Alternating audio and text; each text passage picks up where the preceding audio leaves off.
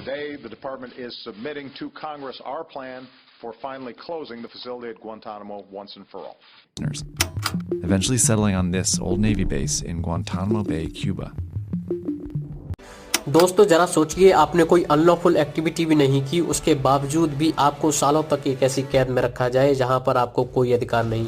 और ये काम अमेरिका सालों से करता आ रहा है। जी हाँ, मैं बात कर रहा हूँ क्यूबा के गुआंतानामो बे जगह की, जहां पर अमेरिका उन लोगों को बंदी बना के रखता है जिन पर केवल शक है कि उन्होंने अमेरिका के खिलाफ आतंकवादी गतिविधियां की हैं या कर सकते हैं। एक समय तक 50 देशों के कैदियों को वहां पर रखा गया था। उनमें से बहुत से कैदी तो ऐसे थे जिन्होंने हिस्ट्री में कोई क्राइम तक नहीं किया था। 1903 में अमेरिका ने स्पेन से क्यूबा को आज़ादी तो दिलाई और इस आज़ादी के बदले क्यूबा को इसकी भारी कीमत चुकानी पड़ी। अमेरिका ने क्यूबा के सामने कुछ शर्त रखी, जिनमें से एक शर्त थी कि अमेरिका क्यूबा पर कुछ नेवल बेसिस बनाएगा और एहसान के कर्ज में दबे क्यूबा ने इसके लिए हाँ कर दी। और यह गुआंतानामो बे उसी नेवल बेस का एक हिस्सा। 9/11 आतंकी हमले के बाद अमेरिका के सिर पर खून सवार था कि चाहे जो हो जाए वह आतंकवाद का सफाया करके ही रहेगा। और इसी चक्कर में उसने आड़े टेढ़े स्टेप लेना शुरू कर दिया। टेररिज्म को काउंटर करने के लिए अमेरिकी राष्ट्रपति जॉर्ज बुश ने इसकी स्थापना की। अमेरिका ने यह जगह क्यूबा से सिर्फ इसीलिए रेंट पर खरीदी थी ताकि वहां पर उन डिटेनीज को रखा जा सके। अमेरिका के कठोर संविधान और सुप्रीम कोर्ट होने की वजह से अमेरिका के सिटीजन्स को, या जो सिटीजन्स नहीं भी हैं, उनके फंडामेंटल राइट्स का इतना ख्याल रखा जाता है कि अमेरिकी सरहदों के भीतर किसी को भी डिटेन करके रखना लगभग नामुमकिन है। इसीलिए अमेरिका अपने कारनामों को अंजाम देने के लिए गुआंतानामो बे जैसी जगहों का इस्तेमाल करता है।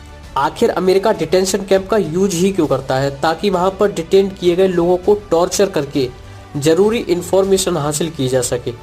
उमर डेगियाज नाम के डिटेनी ने बताया था कि डिटेंशन कैंप में काली मिर्च की स्प्रे का इस्तेमाल इस हद तक किया गया था कि उसकी आंखों की रोशनी चली गई थी। डिटेंशन कैंप में जब सालों तक टॉर्चर करने के बाद उस पर कोई चार्ज साबित नहीं हुए तो उसे छोड़ दिया गया। डेविड हीक्स नाम के डिटेनीज ने बताया कि उसके शरीर में कांच के टुकड़े घुसेड़ दिए जाते थे, यहाँ तक कि कटीली तारों से वार भी किया जाता था।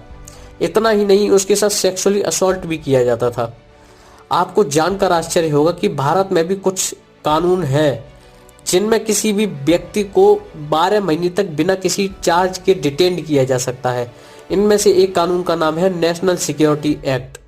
और आज कई साल पहले भी ऐसे बहुत से कानून बनाए थे भारतीय सरकार ने, जिनमें किसी भी व्यक्ति को डिटेन किया जाता था और उनमें बताया भी नहीं जाता था कि आपको गिरफ्तार क्यों किया जा रहा है।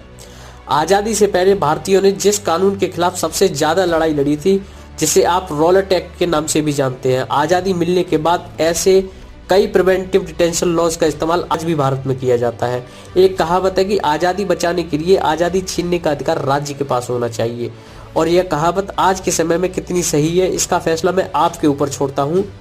और आप हमें कमेंट सेक्शन में जरूर बताइए कि किसी भी अच्छे डेमोक्रेटिक कंट्री में ऐसे कानून होने चाहिए या नहीं होने चाहिए।